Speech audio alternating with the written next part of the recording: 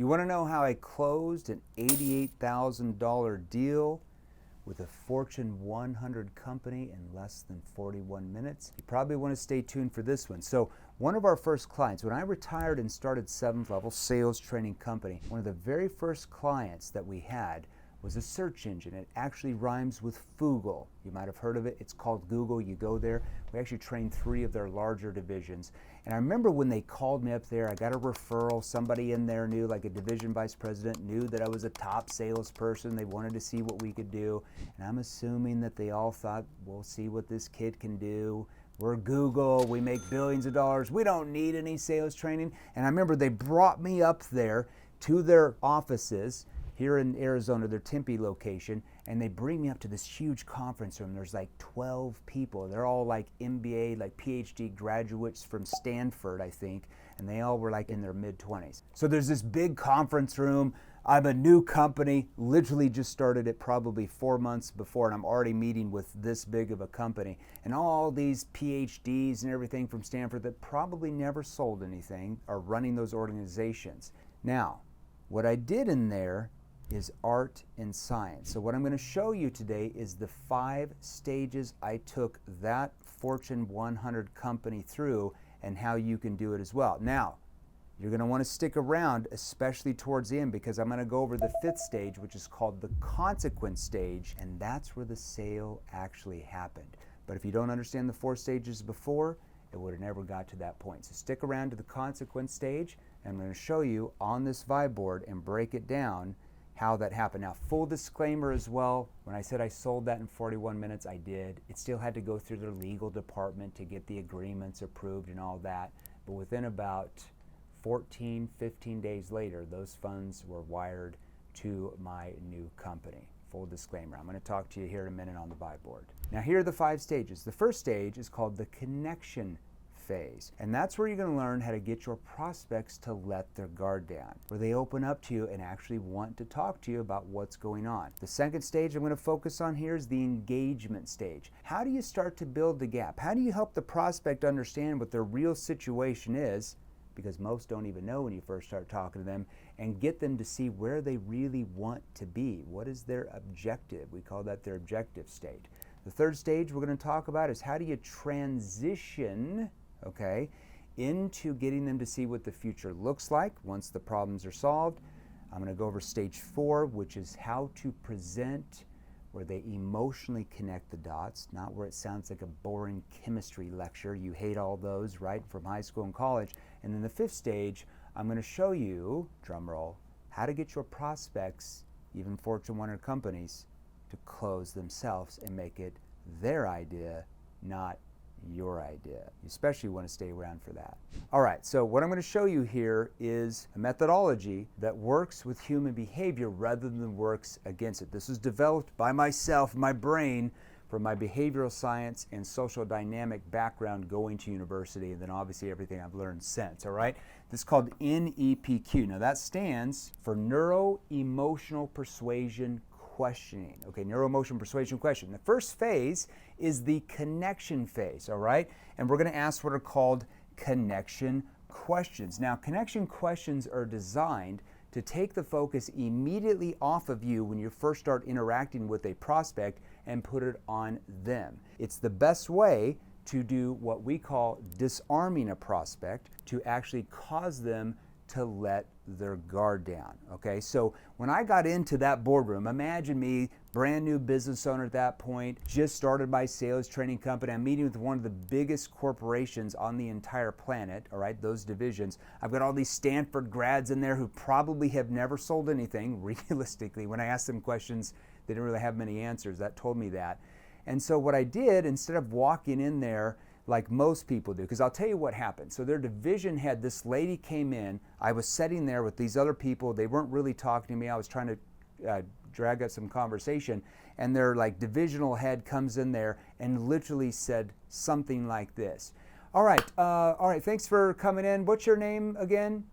Yeah, okay, yeah, okay, okay. Her sister was like, it's Jeremy Miner, owns this company, 7-Eleven. Okay, so Jeremy, thanks for coming in. We've got exactly 60 minutes, so if you could just get to your presentation and just leave some information with us, and then, one of our representatives will reach out back to you in the next, 2 or 3 weeks to see if we're interested.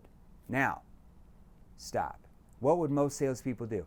Okay, great, I'm so excited to be here. Thank you so much for the opportunity. What does that do? Lower your status, okay? Lower my status in their mindset, okay? I want to raise my status. So what I did is I did this. This is an example of what's called a status frame in the connection phase. I literally did like this. Remember, she said she only had 60 minutes. So I took that away from her and I said, oh, geez, you guys must have a lot of time on your hands. I've got maybe 30, 35 minutes before my next appointment with Adobe across the street. Should we go ahead and jump right into it then? Should we go ahead and get started right then? You know what they did right when I did that? They're like, you're meeting with, like, that was the reaction of their mind, okay? All right? When I said that. Now, I actually did have a meeting with that company across the street, okay, at that time, all right? So I said, oh, yeah, geez, you guys must have a lot of time on your hands. I've got 30, 35 minutes max before my next appointment with XYZ company. Should we go and get started then? And you literally watch their whole demeanor change. They're like, whoa, what just happened? So what I did is I took that power back from that lady who tried to like power frame me, all right? That's an example of that, okay? So then they're like all paying attention to me. They're like, whoa, this company must be important. It's not just another pitch we're supposed to sit in. Very important. And then I said, now, walk me through, because I know you guys already talked with Mary. That was the person that referred to me. I know you guys had already talked to Mary. Maybe you could give me your thoughts about what you guys discussed as far as like your sales process with her, and then maybe what you'd like to cover so that we could focus on you guys and maybe what you're looking for.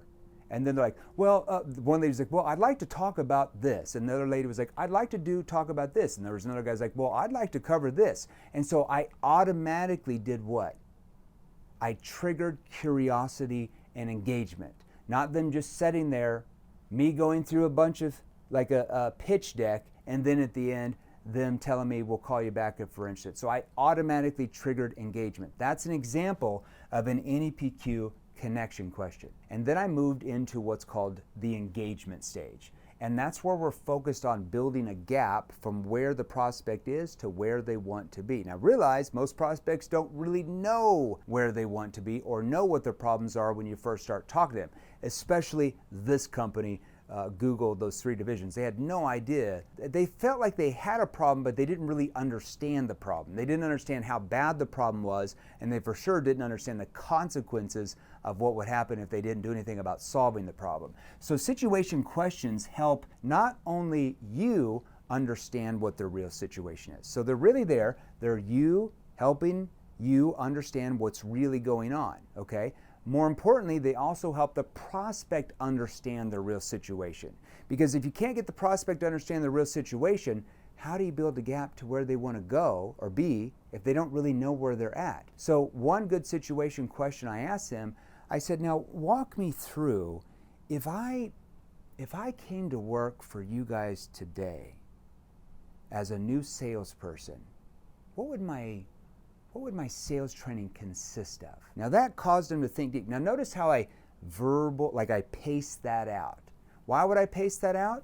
Because it causes the prospect to think deeper about the question I'm asking, okay? If you say it too fast, one ear, out the other. What would my sales training look like? Now, you know what they said when I asked that question? Well, when they come in, we bring in this guy and he teaches them how the AdWords counts work with the marketing, and then this lady teaches them the cloud, and it was all like product training. And I'm like, oh, I apologize. I didn't mean like product training. I meant like who comes in and teaches them specifically what questions to ask and when to ask him, and then who comes in and teaches them like how to use their tone to like get the prospects to let their guard down, and then who actually comes in and teaches them how to prevent objections from happening in the prospect mind. Like, who do you have that does all of that? And they looked at me like, like this, like it was like squirrels, like they were like getting shot by a shotgun, or like a deer that is like, oh, I'm about to get ran over by this big Range Rover or truck. Like literally, they're like, oh, we don't have any of that. And you know what I said? I'm like, oh, yeah, that could be trouble for you guys. Now, what did I just do there? See, I positioned myself as what? At a higher status. Even though Google making billions of dollars, okay, now, like I said, we didn't train all their divisions. They have like 80 divisions. We just trained 3. Okay, that's who we're meeting with. I want a full disclaimer there, okay? But what I did is I raised my status by simply helping them see that they had a problem by just asking them a simple question. And now they're like, oh crap, I didn't realize we didn't really have that. And then I said, oh yeah, that could be trouble for you guys. Now what does that do? It raises my status. That's called situational status. Even though this is a huge company, I'm the small company, they're now starting to view my company and me as what? A much higher status in the subject we're talking about, which is training their salespeople how to sell more. Now, there's some other situation questions you have to ask there as well. Then we moved on to what's called problem awareness questions. That's in the engagement stage. And problem awareness questions start to build a gap. Now that I've helped them understand what their real situation was, which they didn't really have really sales training, they had more like product training and service training, which is not sales training. They basically had like 4 or 5 paragraphs on a script. That's not sales training, product training. Now they're like, oh crap, I see that our situation is no bueno. I can see it in their eyes and I can hear it in their tone, okay? And I'll teach you that later, all right? Because you want to listen to what they mean, not just what they say. So then I asked a problem awareness question to start helping them see that they have probably more problems than they originally thought they had. So I simply asked a question like this. So walk me through, like, what's in your mind, what's the biggest objection that your salespeople are losing sales from, maybe even on a weekly basis? Now, what did I do? So with sales training, I don't have to ask them if they like X, Y, Z, or whatever. I already know that everybody knows that they lose sales to objections. So I immediately just asked them what objection they lost the most sales from. And they're like, well, we lose sales from this objection. Like I think they said, like, we always get people, interested on the phone, but a lot of them say, well, I want to think it over. I want to think about it even. And they were like, we don't understand because they're not advertising it well. We could have sold them like, marketing services, like agency services to help them like run their AdWords account. It was always a big problem, but they'd always say, I want to think about it. And they would never call us back. And I said, interesting.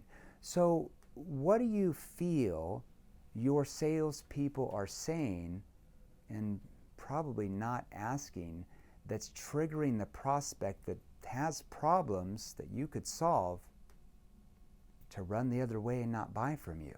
And you could see their faces are like, I don't know. Oh my gosh, like, oh, it was a different way for them to look at it. So rather than like, here's how you overcome, I want to think it over objection, I said, what do you feel like your salespeople are saying or how they're using their tone, or really not even asking? Like, what questions are they not asking that's triggering the prospect to have uncertainty in their mind to then say they wanted to think about it even though they knew they had a problem? And they're like, oh my gosh, what do you mean by tone out? And they said, well, what do you mean by tone out? And I'm like, well, are you aware of how your tone works? Because your tone is how your prospect interprets the intention behind why you asked the question. And they're like, no, I had no idea. And I'm like, ew, yikes. I remember saying that, I'm like, ooh, really? And I sounded like I was concerned for them, okay? That's an example of a problem awareness question. So I was already starting to build a gap. Now I kept building the gap after that, okay? Because then they said, I found out that they had an existing sales training company, because they didn't tell me that in the situation phase, but then I found out they opened up that they were being trained by, at that time, the largest sales training company in the United States of America, started back in 1971, like 50-year-old company or something like that. And I started asking them about that sales training company and what they were doing. And I said, so help me understand, I mean, XYZ, I mean, they've been around for 50 years. I mean, they're a fairly decent company. what is it about what they've been training your people that's caused you to feel like that's not enough? And they're like, well, they don't train on tonality like you said, and they don't train on this. And I'm like, oh, see what I did?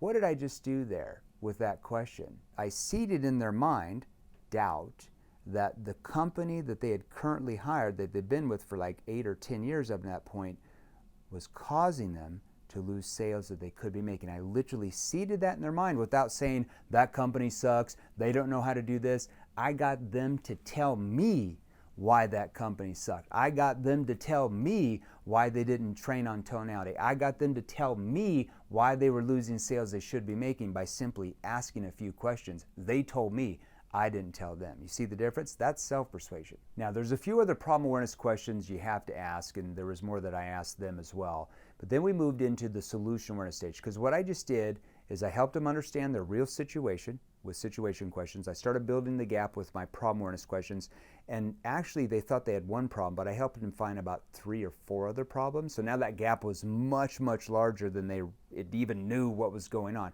And this was all in about 15, probably at this point where I built the gap, I was probably about 13 to 14 minutes into that conversation with about 8 people in a boardroom who never knew who the hell I was from Adam before I got in that boardroom with one of the largest companies in the world. There you go. When you have the right skills, you can sell anything to anybody. Now, that doesn't mean you're going to sell ice to an Eskimo. They don't need ice, right? But I would gladly sell them like a really warm coat and really warm gloves and warm boots, because that solves problems if they didn't have those. See what we're talking about? We only sell to what the problems we help the prospect find. That's what we're selling to get to solve those and to get them where they want. That's what selling is, not taking advantage. It's helping them solve problems to get them where they want to be. That's what true salesmanship is. That's where you become a 1% earner in your industry, all right? So I asked this solution awareness question. I even wrote it down because I couldn't remember. I was just trying to jog on my head. Okay, so let's say that we come in and we train these 3 divisions. We train your reps. We train them advanced tonality to get their prospects to let their guard down. We train them advanced questioning to get the prospects to want to emotionally open up, okay? And we train you how to get them to overcome their own objections by objection prevention, like you'd asked me to do.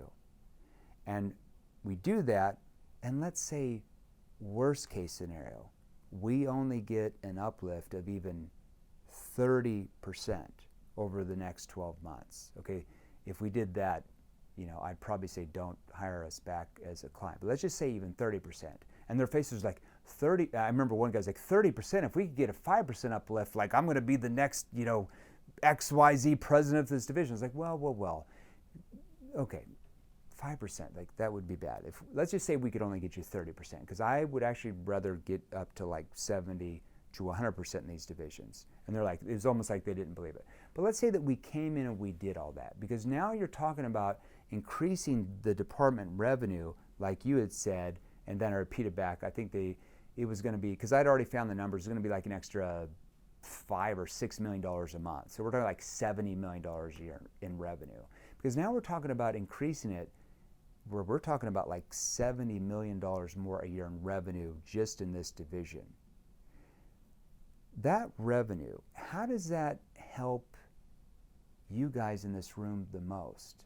Like, how do you see that extra revenue helping you guys the most, though? Because, see, I'm talking to a boardroom of department heads.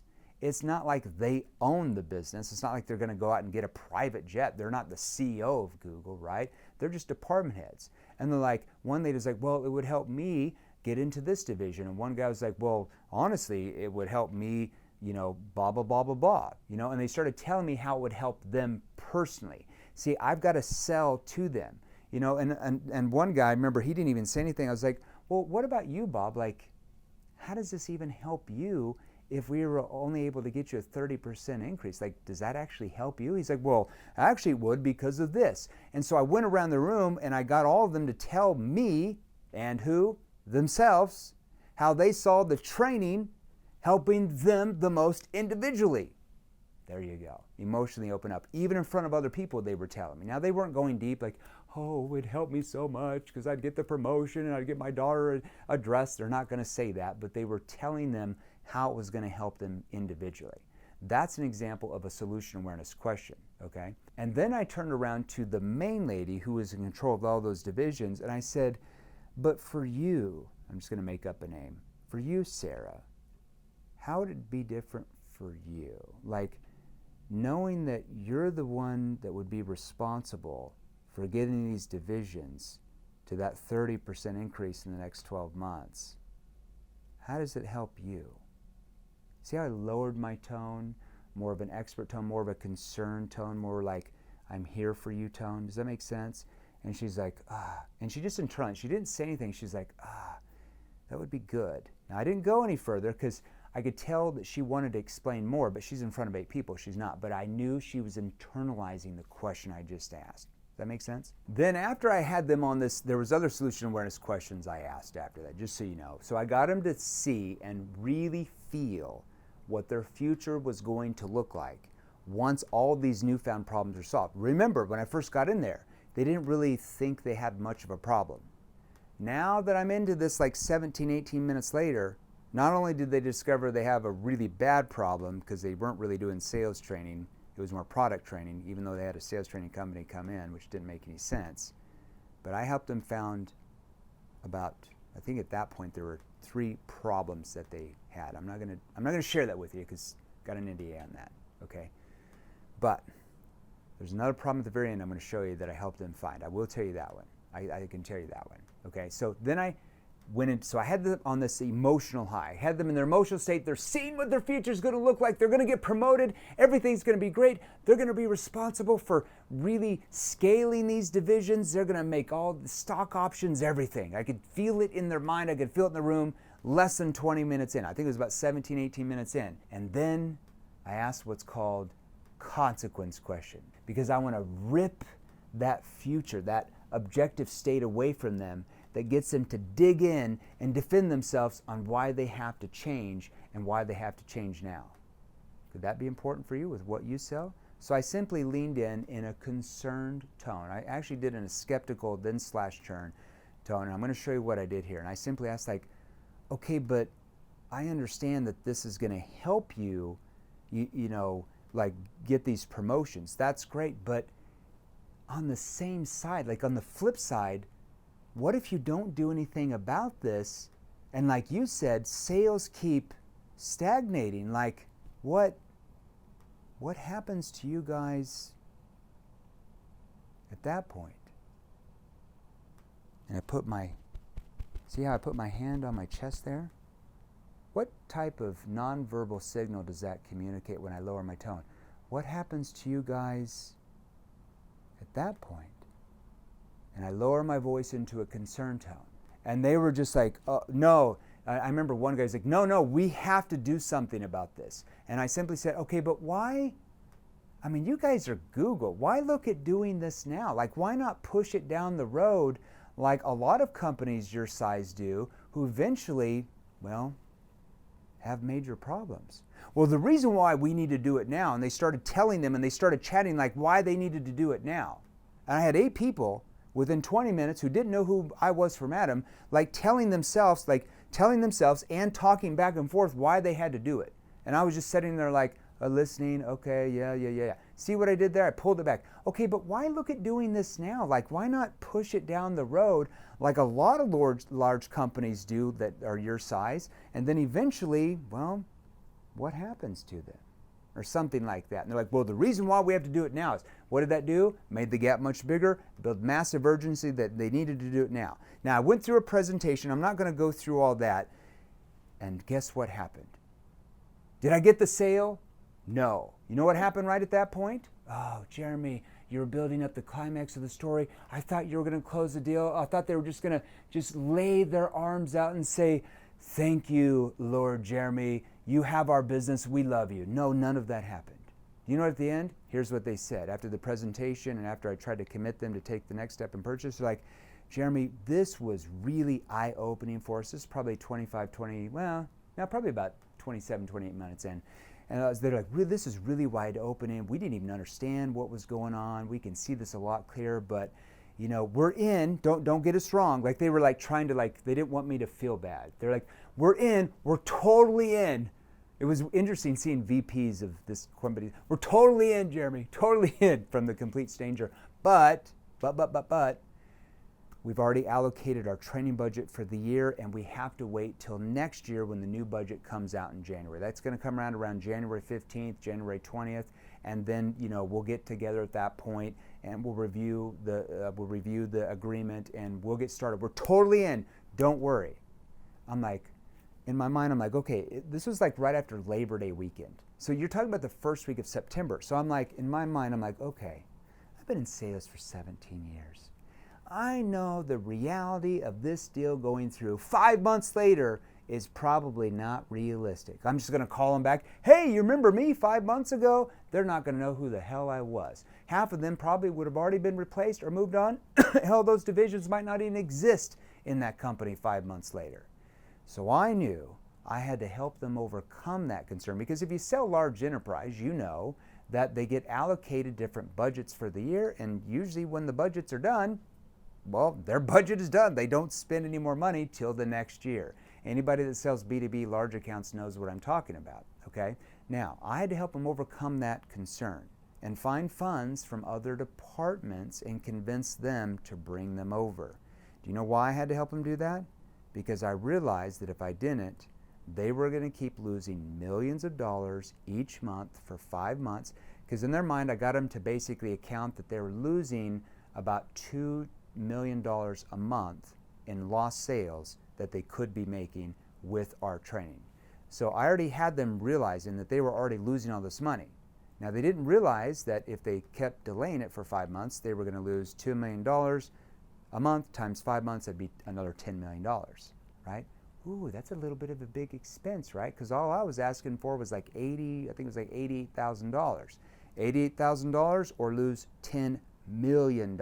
Which one is more expensive, right? So what I did at that point, I was like, yeah, that's not a problem, but I'm not understanding, like, how will you guys be able to how are you guys going to stop losing the $2 million a month? Because what is it that? And I pulled out my phone. I was like, I'm not the sharpest tool in the shed. I think I said like, I'm from Arkansas. My mom said I'm not the sharpest tool in the shed. That's a disarming technique. They're like, oh, you're so smart, Jeremy. I'm like, oh, I'm not that cool, but thanks for the compliment. My kids say I'm pretty boring. They're like, oh, they were all laughing. Complete stranger. Didn't know me from Adam 30 minutes before. So, okay, so you guys are losing like $2.3 million a month or something you were saying? So $2.3 million a month times 5 months. George, do you have your calculator? And I purposely went to George because he was the most skeptical one, whatever his name was. He's like, yeah. I was like, okay, so what's 2.3 million a month times 5 months? Times 5 months, that's going to be, okay, so that's about $11,536,000 you guys will lose and they're like sitting there like, oh, and I could see it in their body language, if that makes sense. They didn't even say where they're like, oh, like they didn't realize it, but it's because I got George to add it up, and George was the most skeptical, and I purposely did that for him, and so George is like, oh my God, like I'm losing this money. So I'm like, you guys tell me, is it more, because I'm okay if you guys wait 5 months. It really has no impact on me if you guys lose the $11,536,000. Has no impact on my company. Who does it impact? And they didn't say a word, but they're just like, I could see them internalize it in their mind. They're like, yeah, me. I could tell they were saying that because they're sitting there like thinking like, yeah, me. I'm like, because in reality, which is more risky for you guys in your divisions? Is it more risky for you guys to get the funds from like another department, and I don't know if you're gonna have to yell at them or scream at them or like put a gun to their head. Is it more risky for you guys to get the funding from these other departments? Your reps start getting trained, the advanced tonality, prospects lower their guard, teach them advanced objection prevention, where they prevent most of these think it over objections you're losing deals from. Teach them those questions that I told you that we would do. And let's say that you get up to XYZ dollars per month, or is it more risky for you guys just to wait till the new budget comes out 5 months from now? You keep losing the $2.35 million a month. In reality, which is what, 11 million something, in reality, which is more risky for you guys? And one lady, she was like the head lady, I'm not going to give you her name, she looked over to everybody else and she's like, we have to do something. We have to do something. And she like clicked the conference. There was like this conference thing. Now this was like back in 2018 or something. So she clicked like there's this little round thing in the thing. Like I don't know what it's called. It's like a speaker system. She clicked it and she's like, let me talk with Bill and H&H or whatever. And she started talking to him. She's like, hey, let's move around. And I was sitting here like this, you know, like, oh, da-da-da-da.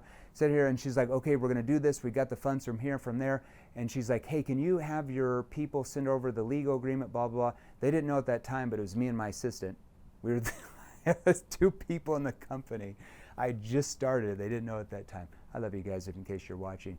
And so they got the legal agreement together, which I had to hire an attorney to do because I hadn't done one yet. This is my first B2B client, company client. Yeah, there you go. We just go big at 7-Eleven. We just go straight to the top. Sent out the legal agreement, and they put pressure. And there was other things I did. It's like, what's your timeline? You know, what's your time frame on getting the agreement back so we can start training your people so you guys can get to XYZ dollars. And within about 10, 12, 13 days, I could be off a few days, that legal agreement was back, sent the invoice to them with the bank information, and then they wired that $88,000, and the rest is history. Do you want to see the results that we got them? Within 90 days, this is before we even had a virtual training platform for our clients like we had. It was just me coming in and doing a workshop. It was like a 3-day workshop. So I did a 3-day workshop, and according to their numbers, we got them, what was it? I think it was a 244% uplift in 90 days in those 3 divisions. Do you know how much money that is? They audited themselves 3 times. This is what they told me before because they didn't believe this was accurate. There was like no way in hell. The sales training company they had before us had never got them more than like a 3 or 4% uplift in a year. We got those 3 divisions a 244% uplift. The point of me doing this video for you is if you want to be able to sell a lot more than you are now, you've got 2 choices. You can play the numbers game and work twice as many hours. So if you're working 9 hours a day now, you're going to have to work 18 hours a day. I don't know if you want to keep doing that. You're just going to play the numbers game. Hope and pray it works out if you want to double. Or you can simply acquire a much higher skill level. So if you want to go from a numbers game mentality, where you're just going through the numbers and hope and praying it works out, to a skills game, we can possibly help you do that. So that's an overview of how I closed an $88,000 deal with a Fortune 100 company, one of the biggest companies on planet Earth, as my first B2B client when I started my company. Now, if you want to acquire that type of sales ability, I'm going to go and be nice today, and we're going to give you access to a free course. Okay, it's a free course. We won't even make you pay for it. I'm just being like Santa Claus today. Ho, ho, ho. We're going to give you access to one of our courses. It's not advanced, because why would we give you advanced training that's going to make you sell 4 times what you are at no cost? That wouldn't be nice. So we're going to give you a free course that is going to help you sell more. It's going to give you some examples of some different questions you can ask for different reasons. So make sure you push the subscribe button. Make sure you get notified here when I do more of these videos so you can start selling more of your products and services. There should be a link around here so you can click on it to subscribe and get that free course. And by the way, even for that free course, you're welcome.